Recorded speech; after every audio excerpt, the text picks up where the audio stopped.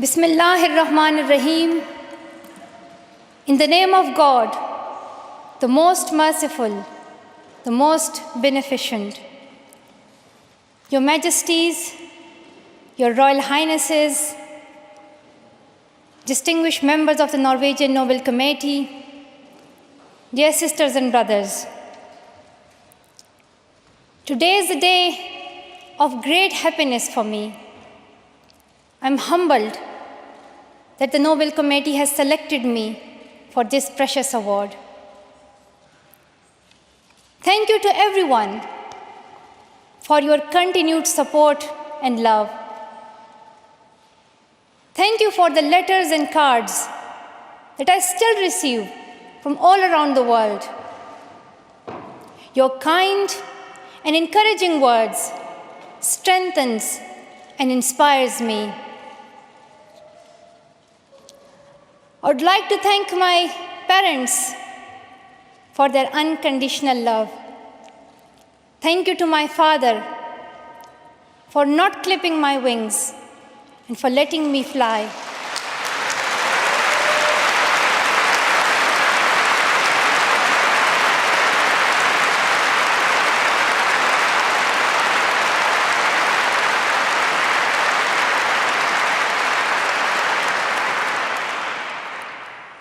Thank you to my mother for inspiring me to be patient and to always speak the truth, which we strongly believe is the true message of Islam.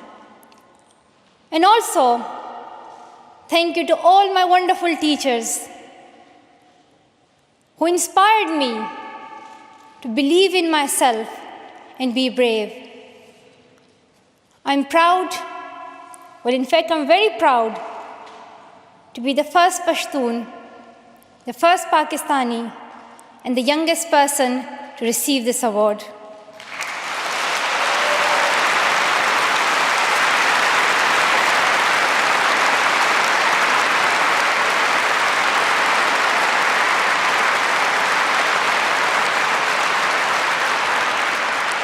Along with that, I'm pretty certain that I'm also the first recipient of the Nobel Peace Prize who still fights with her younger brothers. I want there to be peace everywhere, but my brothers and I are still working on that.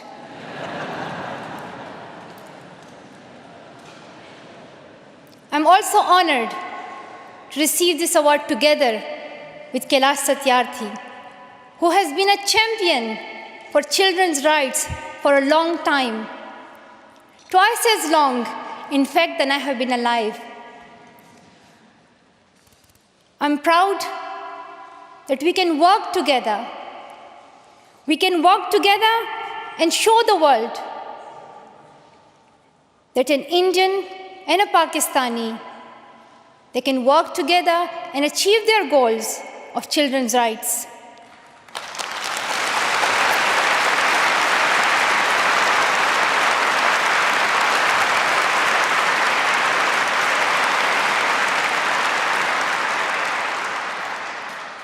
Dear brothers and sisters, I was named after the inspirational Malala of Maiwand, who is the Pashtun Joan of Arc. The word Malala means grief-stricken, sad. But in order to lend some happiness to it, my grandfather would always call me Malala, the happiest girl in the world. And today, I'm very happy that we are together fighting for an important cause. This award is not just for me. It is for those forgotten children who want education. It is for those frightened children who want peace. It is for those voiceless children who want change. I'm here to stand up for their rights, to raise their voice, It is not time to pity them. It is not time to pity them. It is time to take action. So it becomes the last time. The last time. So it becomes the last time that we see a child deprived of education.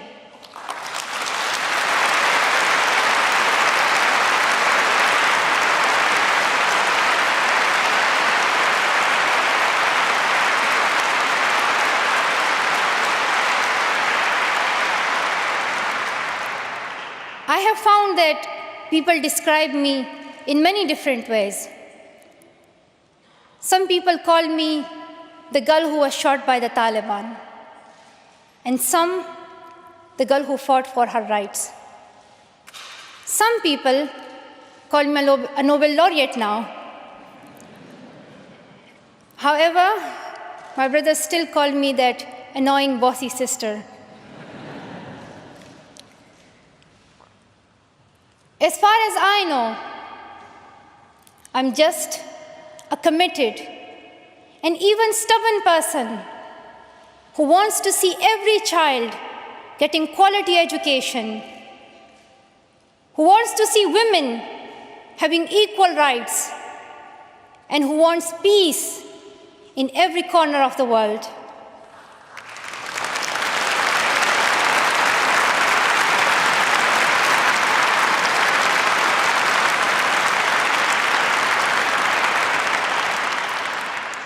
Education is one of the blessings of life and one of its necessities.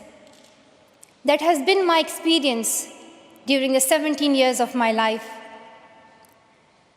In my paradise home, Swat, I always loved learning and discovering new things.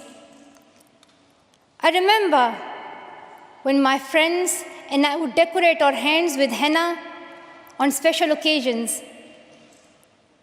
And instead of drawing flowers and patrons, we would paint our hands with mathematical formulas and equations. We had a thirst for education. We had a thirst for education because our future was right there in that classroom. We would sit and learn and read together. We loved to wear neat and tidy school uniforms. And we would sit there with big dreams in our eyes. We wanted to make our parents proud and prove that we could also excel in our studies and achieve those goals which some people think only boys can. But things did not remain the same. When I was in Swat, which was a place of tourism and beauty, suddenly changed into a place of terrorism. I was just 10, that more than 400 schools were destroyed. Women were flogged. People were killed. And our beautiful dreams turned into nightmares. Education went from being a right to being a crime. Girls were stopped from going to school. We could not just stand by and see those injustices of the terrorists, denying our rights, ruthlessly killing people, and misusing the name of Islam. We decided to raise our voice and tell them, have you not learned that in the Holy Quran Allah says, if you kill one person, it is as if you kill the whole humanity? Do you not know that Muhammad, peace be upon him, the Prophet of mercy, he says, do not harm yourself or others. And do you not know that the very first word of the Holy Quran is the word Iqra, which means read. The terrorists tried to stop us and attacked me and my friends who are here today on our school bus in 2012. But neither their ideas nor their bullets could win. We survived. And since that day, our voices have grown louder and louder.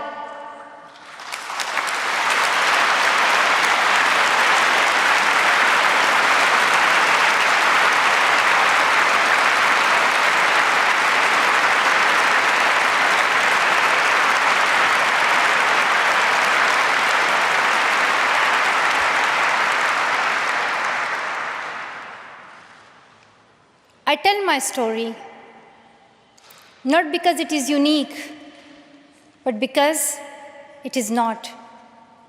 It is the story of many girls. Today, I tell their stories too. I have brought with me some of my sisters from Pakistan, from Nigeria, and from Syria who share this story.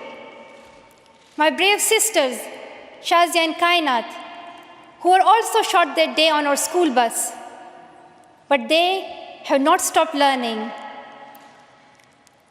And my brave sister, Kainat Somro, who went through severe abuse and extreme violence. Even her brother was killed, but she did not succumb. Also, my sisters here, whom I have met during my Malala Fund campaign. My 16-year-old courageous sister, Mozoon, from Syria, who now lives in Jordan as a refugee. And she goes from tent to tent, encouraging girls and boys to learn. And my sister, Amina, from the north of Nigeria, where Boko Haram threatens and stops girls and even kidnaps girls just for wanting to go to school. Though I appear as one girl, one person who is 5 foot 2 inches tall, if you include my high heels, it means I'm 5 foot only. I am not a lone voice. I'm not a lone voice. I am many. I am Malala, but I'm also Shazia. I'm Kainat. I'm Kainat Somro. I am Mozoon. I am Amina. I am those 66 million girls who are deprived of education. And today, I'm not raising my voice. It is the voice of those 66 million girls.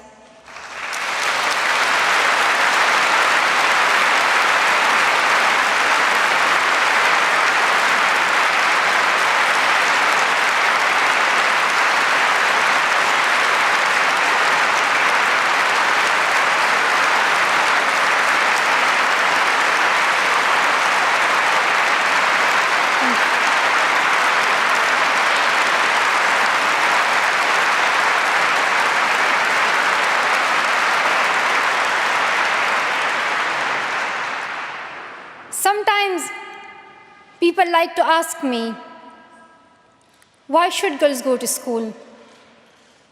Why is it important for them? But I think the more important question is, why shouldn't they? Why shouldn't they have this right to go to school? Dear brothers and sisters, today, in half of the world, we see rapid progress and development. However, there are many countries where millions still suffer from the very old problems of war, poverty, and injustice. We still see conflicts in which innocent people lose their lives and children become orphans. We see many people becoming refugees in Syria, Gaza, and Iraq. In Afghanistan, we see families being killed in suicide attacks and bomb blasts. Many children in Africa do not have access to education because of poverty. And as I said, we still see girls who have no freedom to go to school in the north of Nigeria. Many children in countries like Pakistan and India, as Kailash Satyarthi mentioned, many children, especially in India and Pakistan, are deprived of their right to education because of social taboos, or they have been forced into child marriage or into child labor. One of my very good school friends, the same age as me, who has always been bold and confident girl, dreamed of becoming a doctor. But her dream remained a dream. At the age of 12, she was forced to get married. And then soon, she had a son. She had a child when she herself was a child, only 14. I know that she could have been a very good doctor, but she couldn't because she was a girl.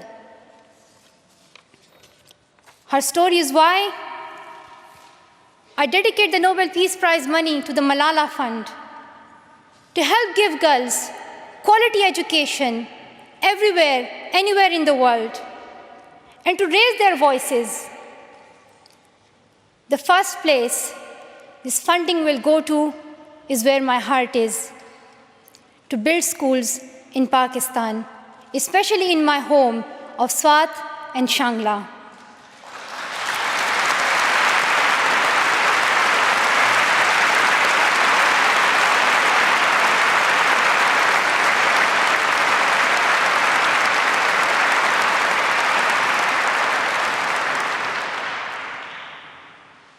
In my own village, there is still no secondary school for girls. And it is my wish and my commitment, and now my challenge, to build one so that my friends and my sisters can go there to school and get quality education, and they get this opportunity to fulfill their dreams. This is where I will begin, but it is not where I will stop. I will continue this fight until I see every child in school. Dear brothers and sisters, great people who brought change, like Martin Luther King and Nelson Mandela, Mother Teresa and Aung San Suu Kyi, once stood here on this stage. I hope the steps that Kailash Satyarthi and I have taken so far and will take on this journey will also bring change, lasting change.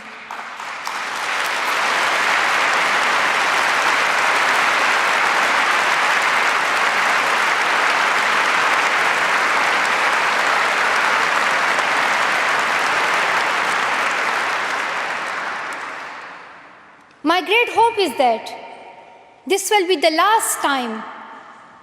This will be the last time we must fight for education. Let's solve this once and for all.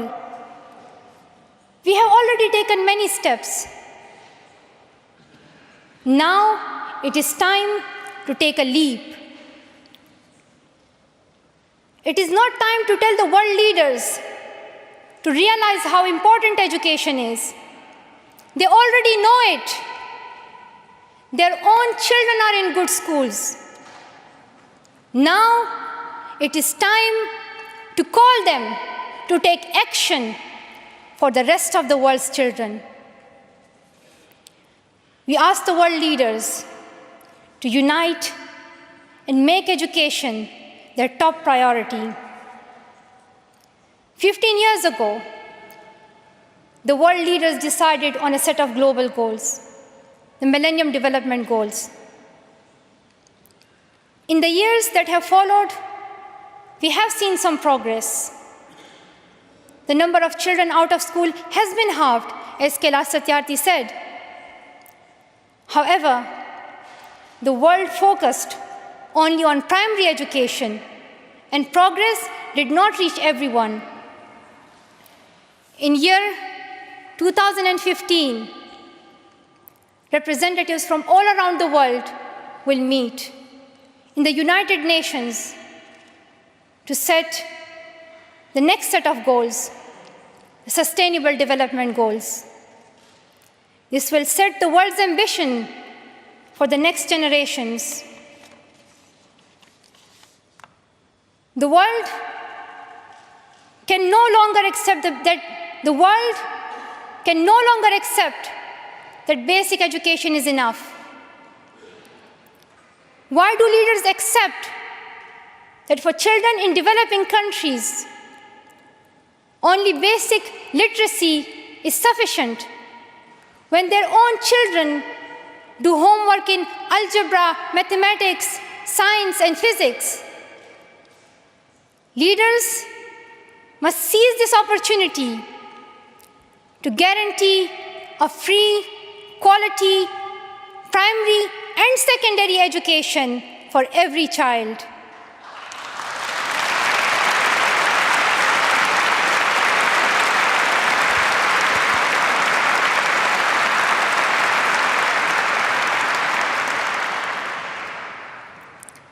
Some will say this is impractical, or too expensive, or too hard, or maybe even impossible.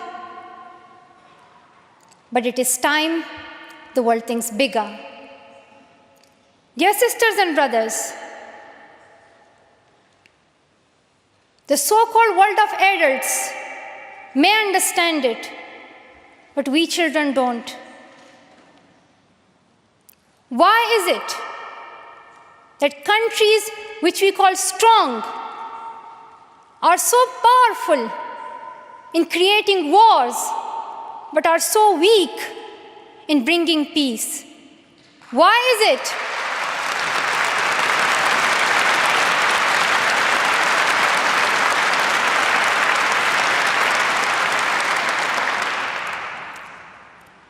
Why is it that giving guns is so easy, but giving books is so hard?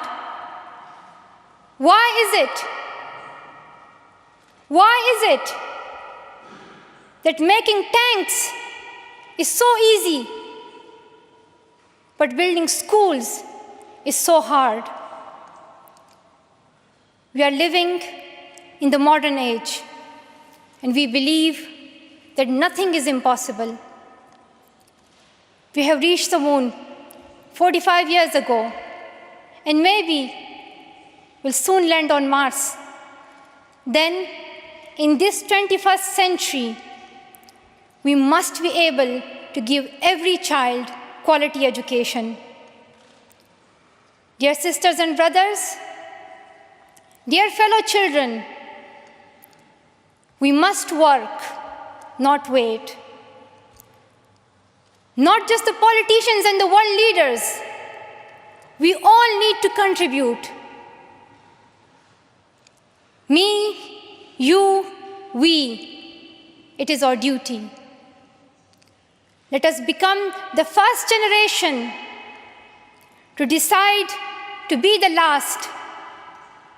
Let us become the first generation that decides to be the last, that sees empty classrooms, lost childhoods, and wasted potentials. Let this be the last time that a girl or a boy spends their childhood in a factory. Let this be the last time that a girl is forced into early child marriage. Let this be the last time that a child loses life in war. Let this be the last time that we see a child out of school. Let this end with us. Let's begin this ending together, today, right here, right now. Let's begin this ending now. Thank you so much. Thank you.